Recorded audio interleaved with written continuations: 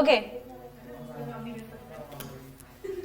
so let's start with the chapter ecosystem. So with the help of this landscape, first of all we are going to understand the meaning of ecosystem. ठीक है, तो ये हम बचपन से ही बनाया करते थे, that is the landscape.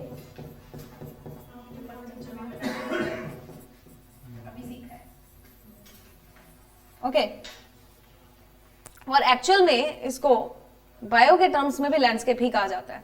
Okay, so let us understand the ecosystem के basic concepts with the help of this diagram. अब यहां पे देखो क्या है, this is the energy, this is Surya devta and this is the sunlight. इस लैंडस्केप में आपको क्या क्या नजर आ रहा है? कुछ चीजें ऐसी हैं जो कि लिविंग है और कुछ चीजें ऐसी हैं जो कि अबायोटिक है.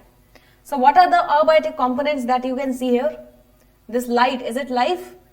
It is abiotic component. ठीक है. Water that you can see here is abiotic component. ठीक है. एयर, ठीक है, एटमॉस्फेयर जहां पे हमारी गैसेस मौजूद हैं, अबायोटिक कंपोनेंट. सॉइल, सॉइल आप यहां पे जो देख सकते हो, this is again abiotic component. ठीक है. Temperature again abiotic component.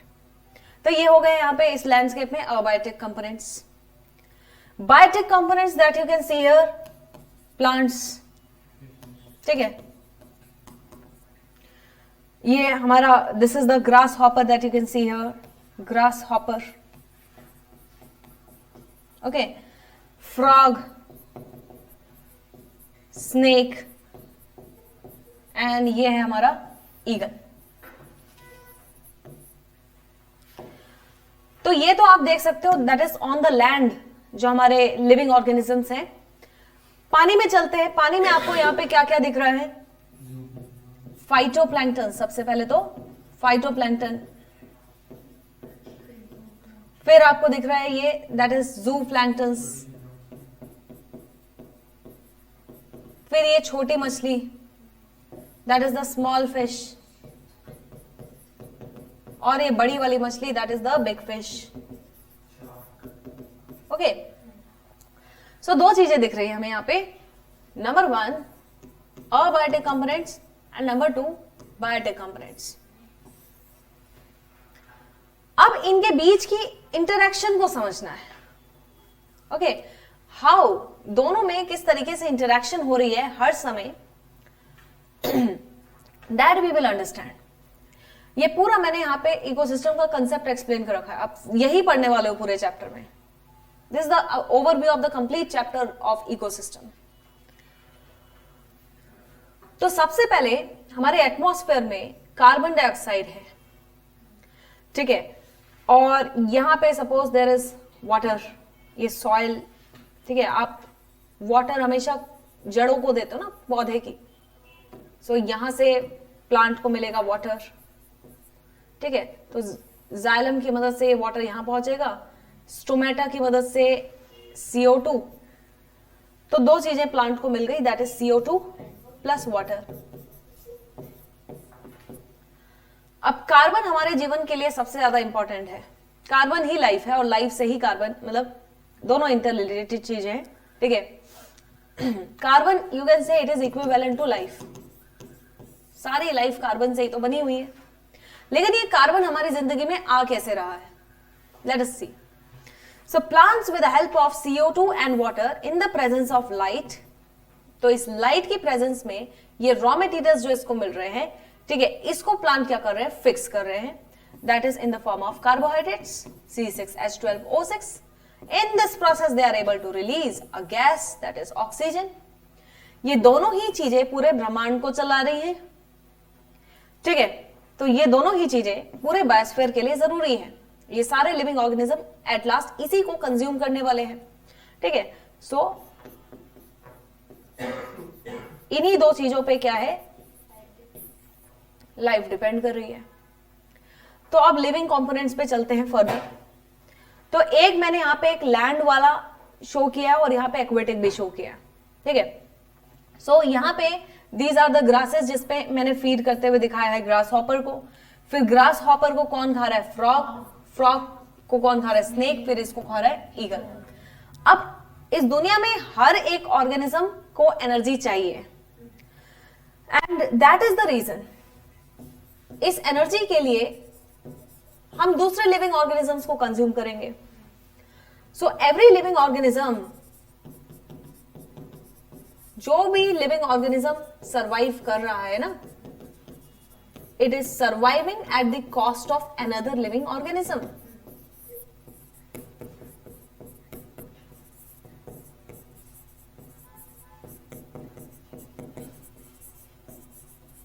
So every living organism on this planet is surviving at the cost of another living organism. Okay. अब देखो, ग्रास हॉपर को खाएगा फ्रॉग, लेकिन एरो मैं फ्रॉग की तरफ बनाऊंगी। ये जो एरो मैंने यहां पे बनाया है ना, ये एरो इंडिकेट कर रहे हैं एनर्जी ट्रांसफर। तो एक दूसरे को ये क्यों खा रहे हैं, एनर्जी चाहिए सबको, ठीक है। उसी तरीके से हम पानी में चलते हैं, तो पानी में, ठीक है, in water also there must be something to fix the carbon, क्योंकि कार्बन की जरूरत तो सभी को है ना, लाइफ तो कार्बन से ही संभव है। तो पानी में आपके जो है दीज आर द फाइटोप्लैंक्टन्स। तो फाइटोप्लैंक्टन्स बेसिकली क्या होते हैं, ये होते हैं आपके डायटम्स। तो इसका मीनिंग नहीं पता होता बच्चों को, डायटम्स, डायनोफ्लैजिलेट्स।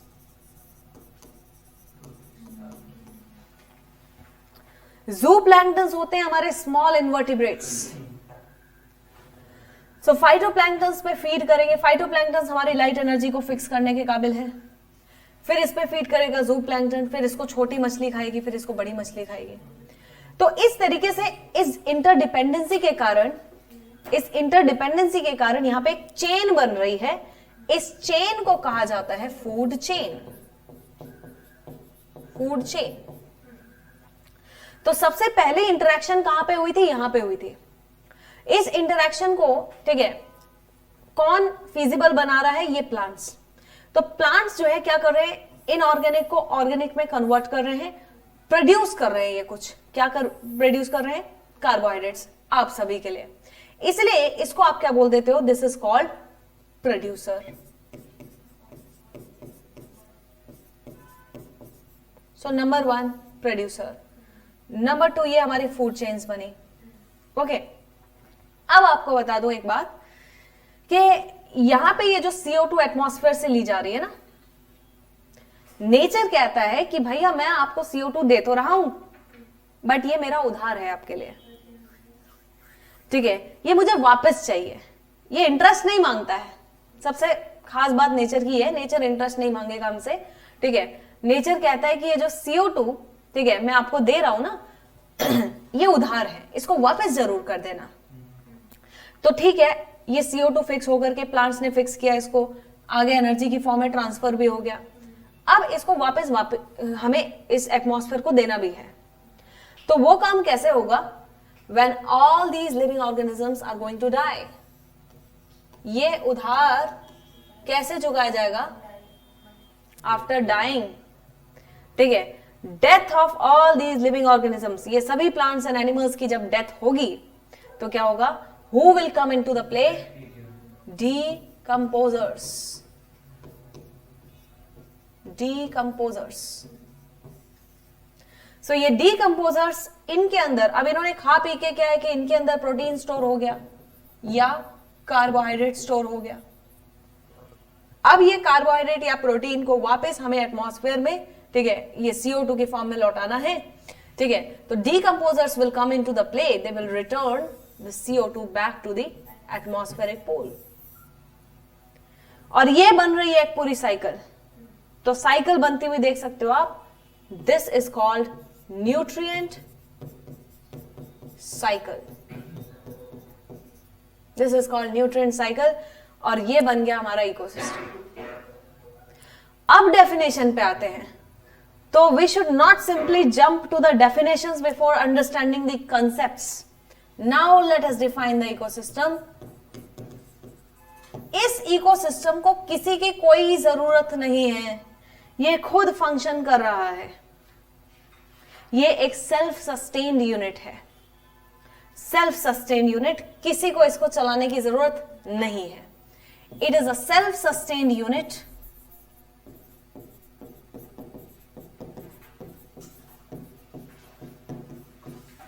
where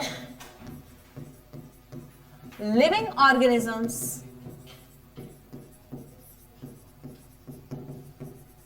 interact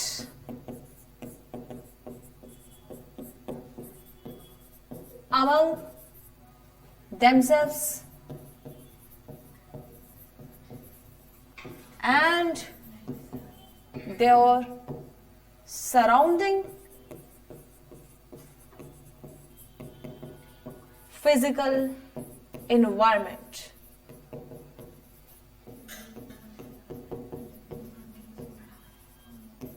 तो यही पढ़ा हमने, यही सारी कहानी अभी पढ़ी कि यहां हो क्या रहा है.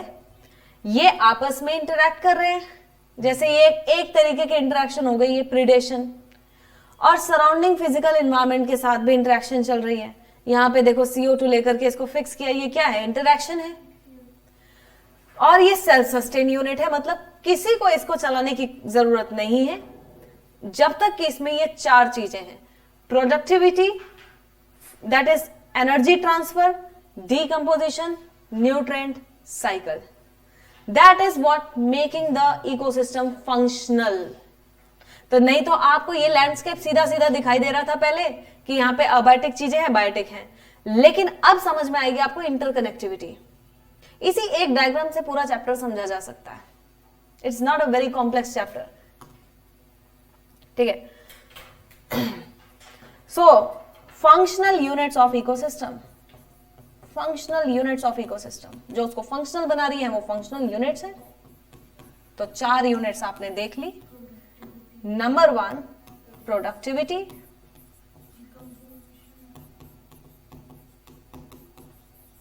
Number 2 decomposition, number 3 energy transfer,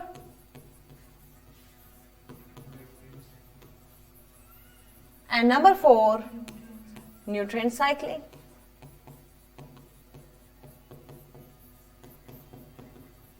तो ये चार कंपोनेंट्स हो गए जो कि एक इकोसिस्टम को फंक्शनल बना रहे हैं.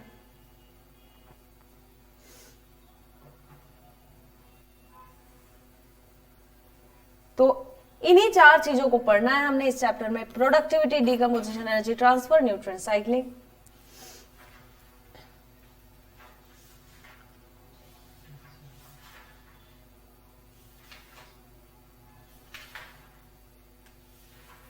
So let us start with the first component, that is productivity.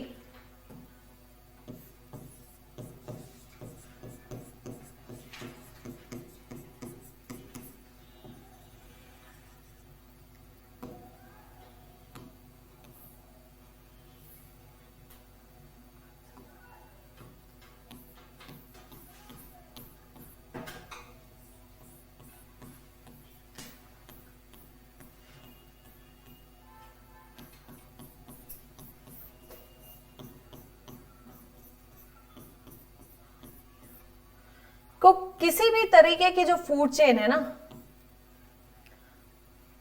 सबसे पहले तो वो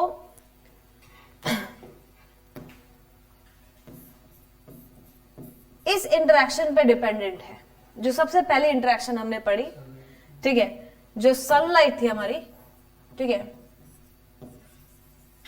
only plants are capable of fixing the atmospheric CO2 in the form of carbohydrates.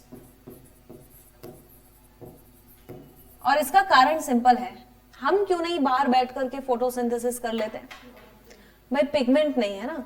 Reason is very simple, they have the light absorbing pigments, chlorophyll. ठीक है. सो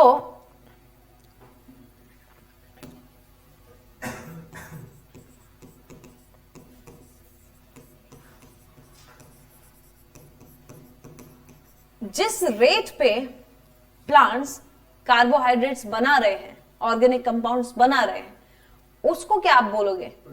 productivity. ठीक है, so the rate of production, ठीक है, is what you will call productivity. जिस स्तर पे ये सारा काम हो रहा है, that is called productivity. Now plants usually सूरज की 1% एनर्जी पे, ठीक है, ये जो लाइट आ रही है इसके 1% एनर्जी पे डिपेंडेंट होता है। एक्चुअली में जो ये सनलाइट है ना, ये 100% अगर ये सनलाइट हमारी आ रही है यहां से, ठीक है, तो उसका 50% तो हमारे जो क्लाउड्स हैं या डस्ट पार्टिकल है इसको रिफ्लेक्ट बैक कर देते हैं, और इसका भी आपका जो 40 to 45% है, ये होता है हमारा वो रीजन जहां पे क्या होता है, फोटोसिंथेसिस होती है। इसको कहते हैं photosynthetically active radiation, that is 400 to 700 nanometer of light. इतनी वेवलेंथ की जो लाइट है, इसी में प्लांट क्या करते हैं, फोटोसिंथेसिस। अब प्लांट कहते हैं हमें इतना भी नहीं चाहिए, हम 1% एनर्जी पे सरवाइव करके फूड को प्रोड्यूस कर सकते हैं। ठीक है, so on the 1% light energy plants are able to produce the organic contents.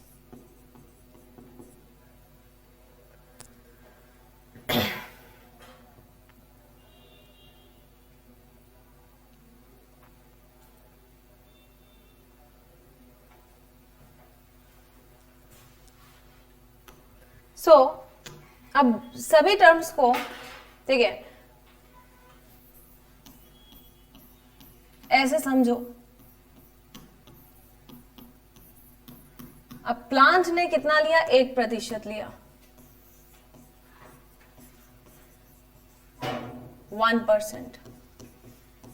इस 1% लाइट एनर्जी से इन्होंने, दैट इज इनऑर्गेनिक को फिक्स करके ऑर्गेनिक में कन्वर्ट किया। अब जितना ये प्रोड्यूस कर रहे हैं ना, पूरी जो आपकी लाइट एनर्जी और CO2 वगैरह रॉ मटेरियल्स को यूज करके, इसको कहा जाता है, this is called primary productivity.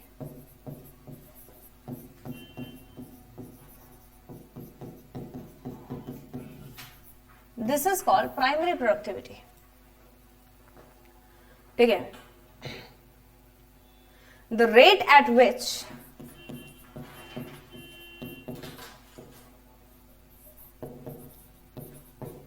organic matter is produced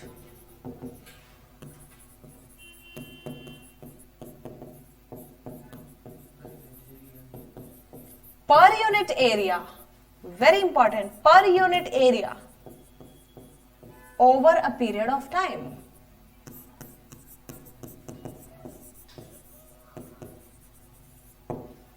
So how will you represent it in the form of units?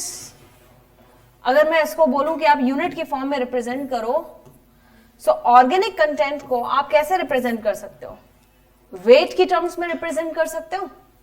Number 1 in the terms of weight, so gram, ठीक है, meter square over a period of time. इसको आप energy की form में भी represent कर सकते हो, kilo calories per metre square over a period of time. ये हो गई हमारी प्राइमरी प्रोडक्टिविटी। इसको आप ऐसे भी लिख सकते हो, प्राइमरी प्रोडक्टिविटी। अब सवाल सिंपल है और बड़ा ही कॉमन सेंस की चीज है, ये पूरा चैप्टर कॉमन सेंस पे ही बेस्ड है। अब ये जो घास फूस है इसको कोई ना कोई तो आकर के खाएगा ही, ठीक है, तो इसको खिला देते हैं हम डियर को। ओके,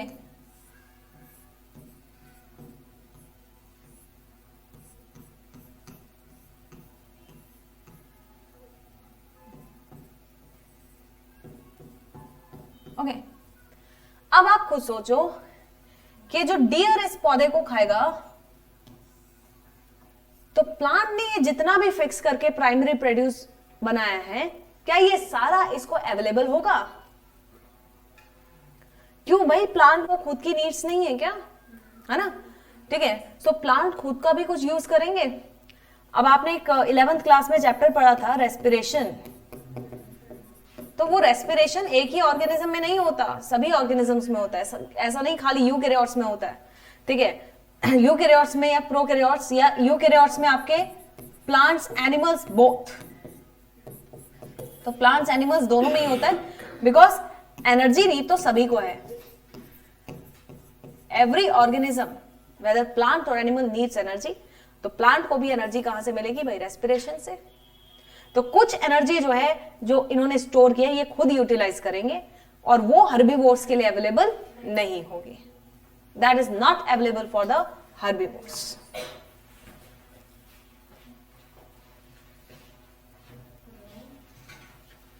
ठीक है, सो जो हमारी प्राइमरी प्रोडक्टिविटी है,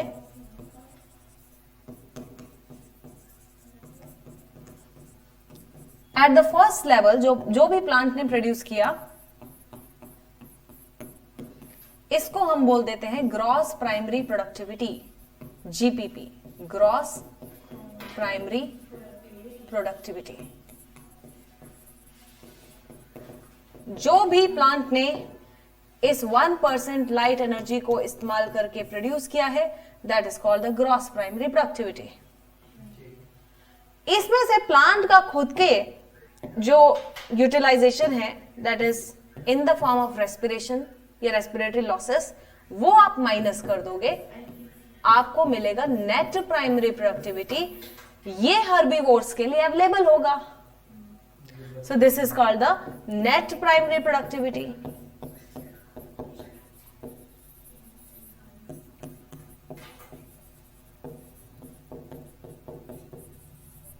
यूनिट बदल जाएंगी क्या दोनों की? नहीं। यूनिट चेंज क्यों होगी भाई?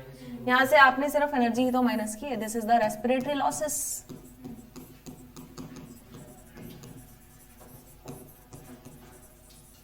Okay, so this is available to be exploited by the herbivores.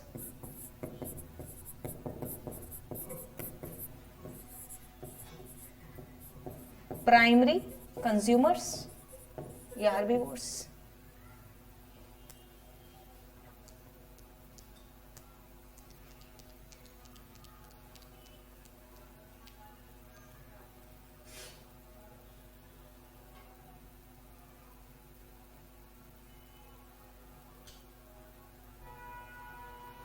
ठीक है, एक मिनट।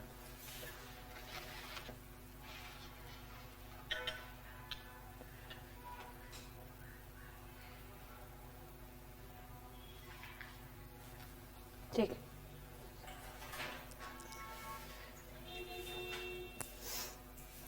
अब देखो, अब जब ये डियर आकर के इस पौधे को खाएगा, तो ऐसा तो नहीं है कि डियर की बॉडी में मेटाबॉलिज्म नहीं होगा। तो डियर ने इसको खाया, ओके, डियर ने इसको खाया,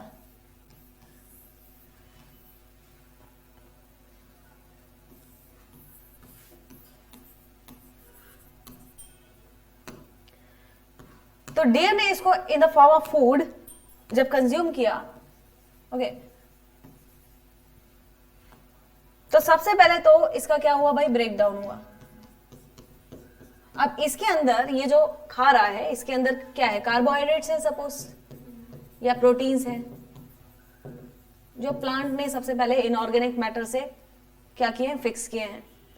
अब डियर इसको खाएगा तो सबसे पहले इसके डाइजेस्टिव सिस्टम इसको ब्रेक करेगा, और ब्रेक करके अल्टीमेटली ये कहां एब्जॉर्ब हो जाएगा?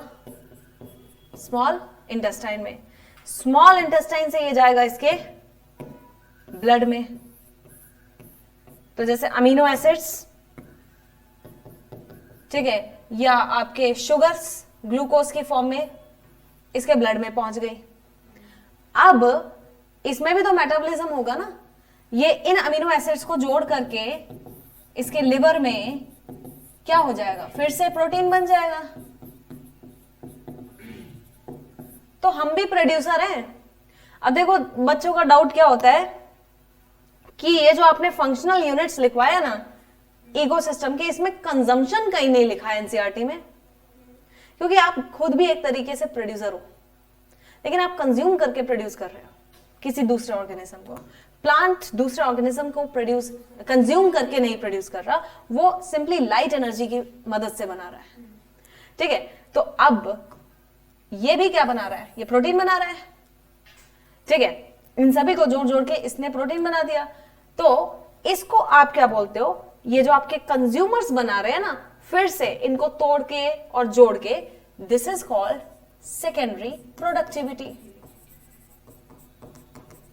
अब क्लियर है, secondary productivity and this is the primary productivity. Grass primary productivity minus R NPP available for the herbivores, and herbivores are further producing that is the proteins or carbohydrates by the process of metabolism. ठीक है, that is what you call the secondary productivity. Okay.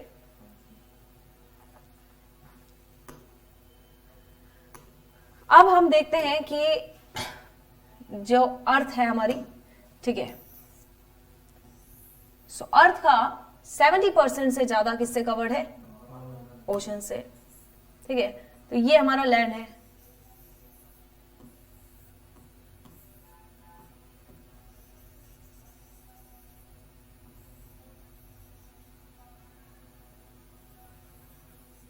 तो इतना हमारा land है, और बाकी सारा हमारा that is more than 2/3 is covered by oceans. तो हमें देखना है कि भाई लैंड ज्यादा प्रोडक्टिव है या ओशंस। तो अगर पूरे बायोस्फीयर की बात करें तो पूरे बायोस्फीयर की जो प्रोडक्टिविटी है that is approximately 170 billion turns. This is the productivity of the entire biosphere.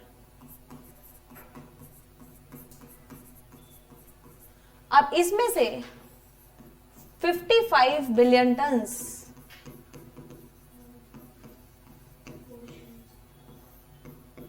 Ocean से आ रहा है। वो कहता है 55 बिलियन टन आ रहा है ओशन से।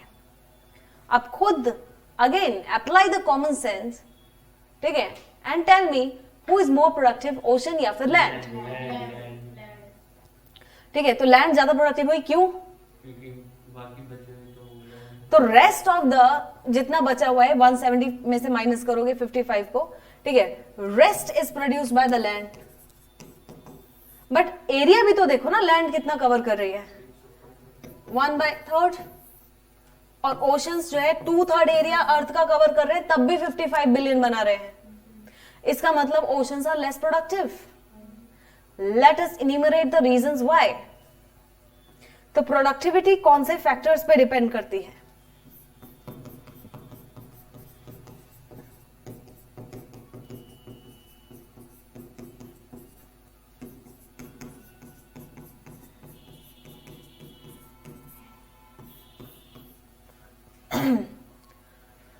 तो जो भी प्लांट्स बना रहे हैं, ठीक है, वो कैसे बना रहे हैं? By a process that is called photosynthesis. Photosynthesis जिन फैक्टर्स पे डिपेंड करेगा उन्हीं फैक्टर्स पे प्रोडक्टिविटी भी डिपेंड करेगी। Like for example that is availability of light, number 1, availability of light.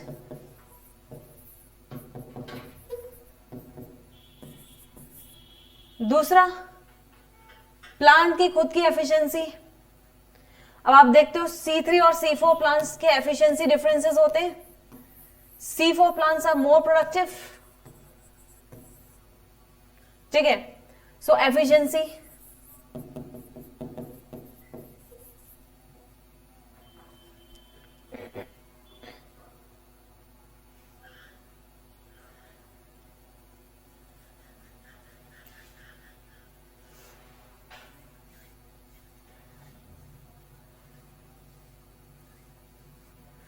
Plus और किस चीज पे प्लांट्स डिपेंड होते हैं?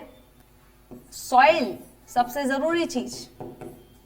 अब यही फैक्टर्स आप देखो लैंड के लिए और फिर ओशन के लिए।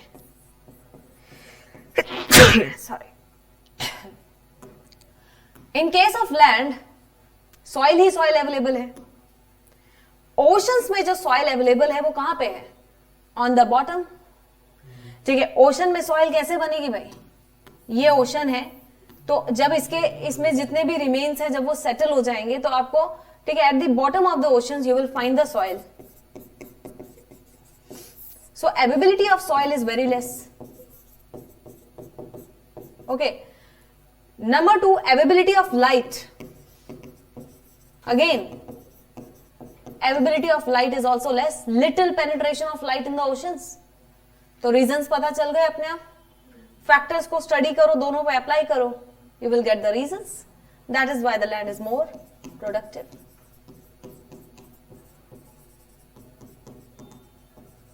ठीक है,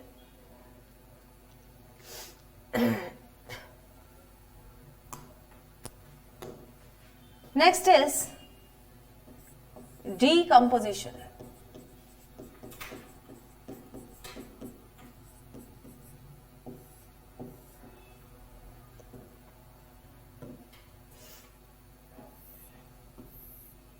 ठीक है,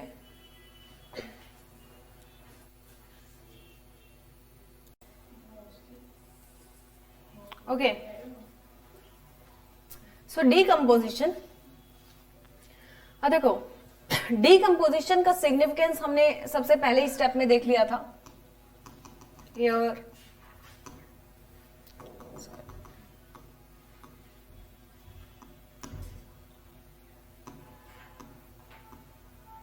ओके, हियर। सो किसी भी चीज का सिग्निफिकेंस जानना हो तो उसकी डेफिशिएंसी क्रिएट कर दो। अब आप खुद सोचो कि यहां पे अगर ये डीकम्पोजिशन वाला स्टेप नहीं होता तो जो मिनरल्स हमने यहां से लिए क्या वो वापस जाते हैं? सो सिंपल सा आपको सिग्निफिकेंस पता चल गया यहां से कि डीकम्पोजर्स क्यों जरूरी होते हैं इकोसिस्टम में, to replenish the nutrients. So significance to replenish the nutrients। क्योंकि ये जो न्यूट्रिएंट साइकिल है ये साइकिल तभी बनेगी ना जब न्यूट्रिएंट्स एक तो पहले हमने फिक्स किए फिर इसको वापस से रिलीज किया, तभी तो साइकिल बनेगी। ओके, अब ये प्रोसेस कैसे शुरू होता है? ये है आपके जैसे कोई भी प्रोड्यूसर हो या फिर कंज्यूमर हो, ठीक है, ये उसके क्या है, डेड रिमेन्स है। इसमें आपके fallen twigs, leaves, dead remains, ये सारी चीजें जो है ना मिलकर के बनाती हैं हमारा raw material for the decomposition. इसी को आप क्या बोलते हो, डेट्राइटस। अब ये जो डेट्राइटस है ये बड़ा ही कॉम्प्लेक्स होता है। इसको सबसे पहले अगर आप ब्रेक डाउन करना चाहते हो ना तो ब्रेक डाउन जो है वो दो तरीके से होता है। तो यहां पे देखो सबसे बड़ा कंफ्यूजन ये है, ब्रेक डाउन वो दो तरीके से होता है। एक तो होता है जो कि वर्म्स की मदद से हो रहा है, वर्मी कंपोस्टिंग, और दूसरा होता है with the help of enzymes. Okay, अब ये बड़ा ही कॉम्प्लेक्स मैटर है, इसको सीधा एंजाइम्स रिलीज करके ब्रेक डाउन नहीं किया जा सकता। तो सबसे पहले क्या जरूरी है, अर्थवर्म क्या करता है, ये जो पूरा डेट्राइटस है ना इसको छोटे छोटे टुकड़ों में तोड़ देता है और उसी स्टेप को आप क्या बोलते हो, फ्रेगमेंटेशन। तो ये डेट्राइटस को छोटे छोटे टुकड़ों में बांट देगा। ये टुकड़े हो गए हमारे डेट्राइटस के, और इसी टुकड़ों पे हमारे ये जो बैक्टीरिया या फिर फंजाई होते हैं वो एंजाइम्स रिलीज करेंगे, तब जाकर के केमिकल ब्रेकडाउन शुरू होगा। ठीक है, प्रॉपर केमिकल ब्रेकडाउन तभी शुरू होगा। अब जब अर्थवर्म ये सारा काम कर रहे हैं तो कुछ हमारे क्या होंगे, कुछ मिनरल्स भी होंगे। ऐसा तो नहीं है ना कि ऑर्गेनिज्म के अंदर खाली ऑर्गेनिक मैटर ही होता है। एक ऑर्गेनिज्म दो चीजों से मिलकर के बनता है, ऑर्गेनिक, इनऑर्गेनिक। इनऑर्गेनिक का कंटेंट सिर्फ क्या होता है कि कम होता है, वो सारा इनऑर्गेनिक मैटर किस फॉर्म में होता है? मिनरल्स। ये प्रोसेस जब चल रहा है तो ये मिनरल्स क्या होते हैं? ये ग्राउंड में सीप कर जाते हैं और इसी को आप क्या कहते हो? This is called leaching. So this is that is what you call leaching. अब क्या होगा? After this process of leaching अब एक्ट करेंगे कौन? हमारे बैक्टीरिया या फिर फंजाई।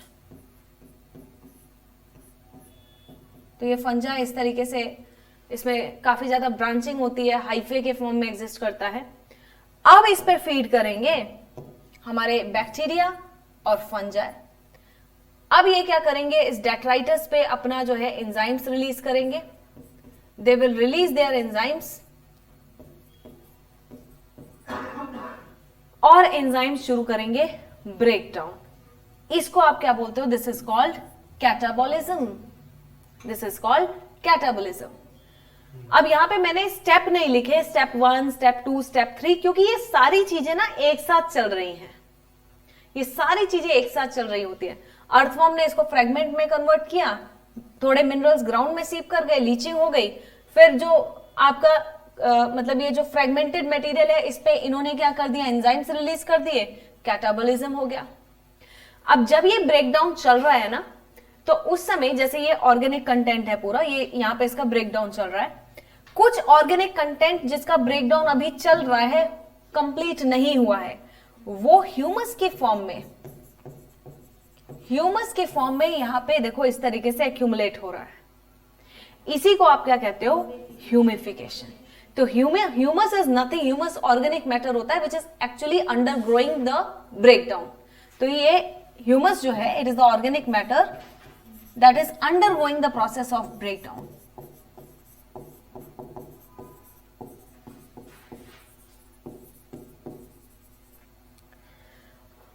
और साथ ही साथ क्या होगा?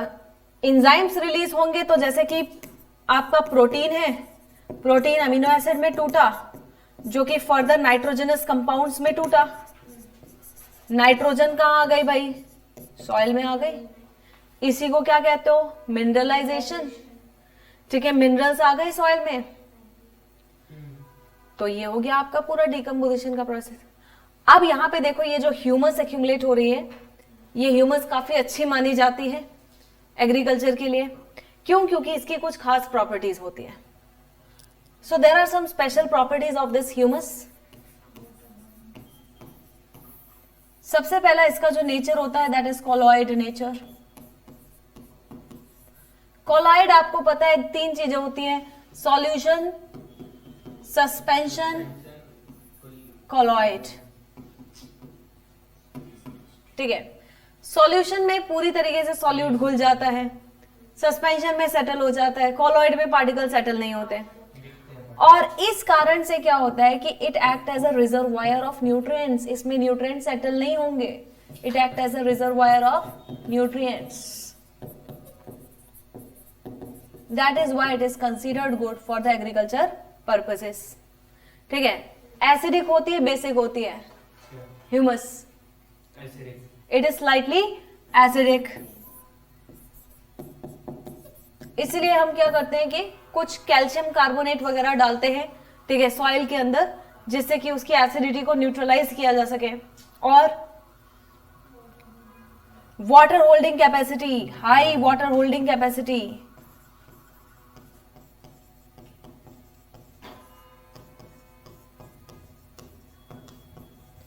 Dark coloured, amorphous. What is amorphous?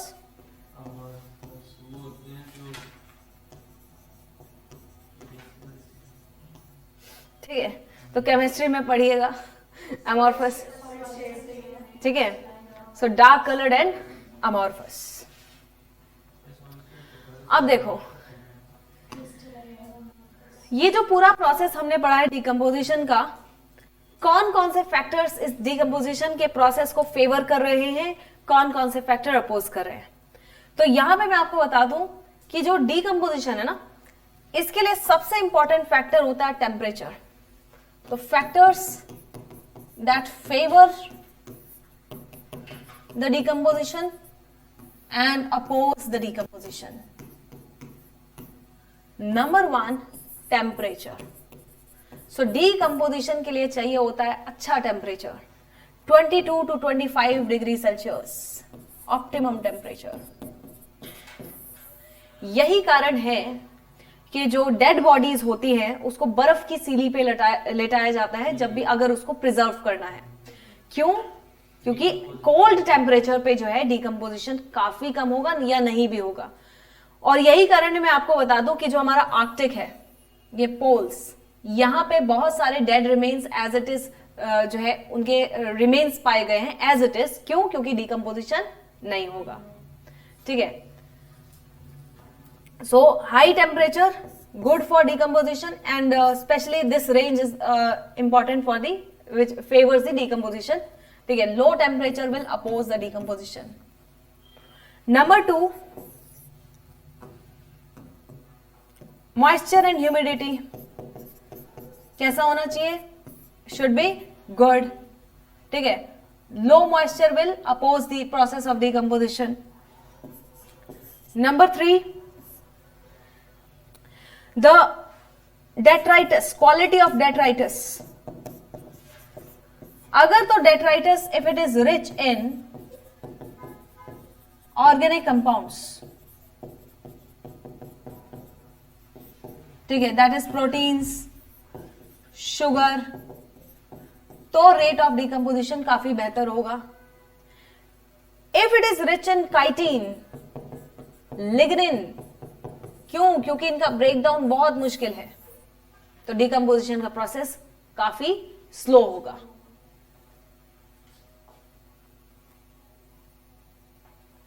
These are the most important factors which will decide the rate of decomposition.